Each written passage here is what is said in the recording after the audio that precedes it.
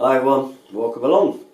I've been asked by a lot of people want to do your own DIY plumbing and what is the basic kit I need. Now I've done another video on boxes of tools and stuff like that, but I've been asked just what is the general very basic amount of tools that I could get away with to do plumbing jobs at home myself.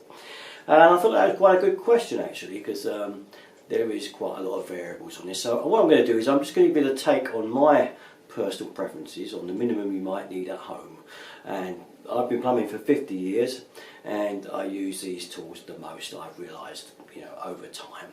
So I'm going to pass this knowledge on to you. Now I know other plumbers, other people may have different experiences in tools that they prefer, but this is my personal take on it. I'm going to show you the tools in a minute, and what I'm going to do is take you over a few episodes, so it covers a few videos of why these tools are in the order of importance that I've laid them out at. Because this is how I kind of worked it, that what is the most important tool, the second one, the third one, and so on, and why you might need them. Now, you don't have to spend a fortune, because a lot of people say some of these tools are very expensive, but no, not necessarily the case. We can get them for a good price, and what I will do, I will put my Amazon link on the video for you, sort of each tool, so that you can, if you want, go and purchase one, knowing that it's the right spanner to buy, or whatever it is. Now, I'm guessing you've all got just a basic hammer, screwdriver, pliers, that type of thing at home. So I'm not including any of those type of things, because generally most people have got those kind of tools. And if you haven't, then just go and get those, because they're just the basic. I'm not including those because they are the kind of kit most people have got at home. But what we're talking about here is a basic plumbing kit that will enable you to do things like changing your own taps, repairing leaks with pipe couplings.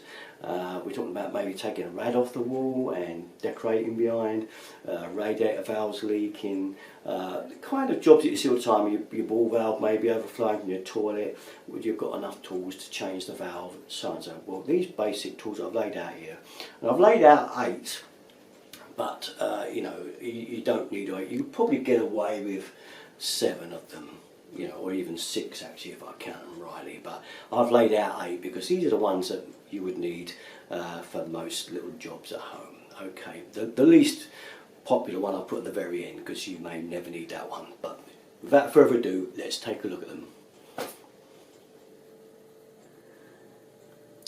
So here's our 8 tools in preference for me anyway. Number 1, adjustable spanner. 2, not everybody's favourite second, but a pair of footprints. Some people's favourite second is the mole grips, but that's my 3rd. 4th are these little thin adjustable grips, very handy. And then 5th we got here, I'll put them together because a saw is very, very cheap and the cutter's a little bit dearer, but you may never use this too often, whereas a junior hacksaw you could use for numerous other jobs. Okay, next, the basin spanner. Absolute master, really. That could have been further down the line, but I think in order that's where it is if you want to change taps or anything like that. Again, on the tap changing scenario, the next one in line is these. These are to undo monoblock mixer taps, and it's the only way you'll get them out under the sink. Followed by this spanner, which will undo 1/2 inch nuts on a back plate of a tap, and bath taps will undo the 3/4 nut on the underside of a bath. Again, you need this probably to get it out. Very last of all, and I put this on as an extra, and it's because some people are still getting a lot of block waste problems, and you can obviously still get the good old plunger, but this thing, it uses air pressure and it's not that expensive, and if you're constantly suffering from blocks and things, this is quite a handy tool. You can always hire it out to people and get your money back on it, but it's still not that expensive. That's the Kango, we call it actually, this make is a Pango, and it's the clear blocked sinks with. So there we are. Right, so we move on to number 3 in my top 20, if you like, no, top 8 of tools, and that's a pair of mole grips. Now, sometimes these can be number 2 for a lot of people because they like them, but they're one of those tools you either love or hate them, and I quite like them, used them a long time, and I decided to put them number 3, and you say, why is that? And that's because they've got a very good capability about them that means you can get on to fittings, and I'll show you what I mean. So here we have our mole grips.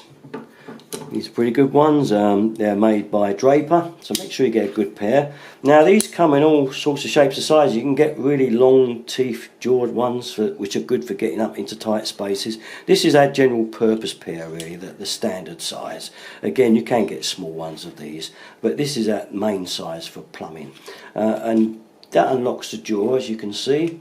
The jaw's moving out.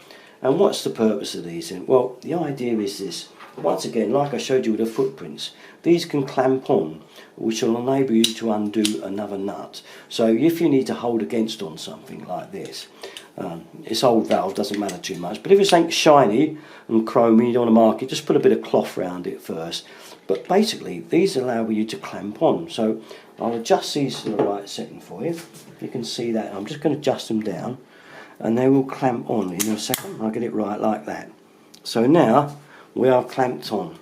So these, you can kind of clamp them on and let them go if you like, ready for your other spanner. So back to our shifter, which is why this is number 1, which does mean now we can get our shifter on there and turn that nut, and that will hold on there until we redo it back up, whatever we were doing, whether it's a leak or whatever you like that was going on, whether it was a tap or a valve nut you want to hold. Those will clamp on there and hold it. And to undo it, it's fairly simple. Now there's a lever there, so we just pull it and it lets go. And there we are. And that is a pair of mole grips. Again, a really good tool for the home plumber, and not very expensive, I don't think, for what they are and what they can do. So highly recommended as my number 3 tool. That's a pair of mole grips. Okay, that's it. All my videos, you know where to go. Garrett and 33. Thanks for watching, guys. Bye bye.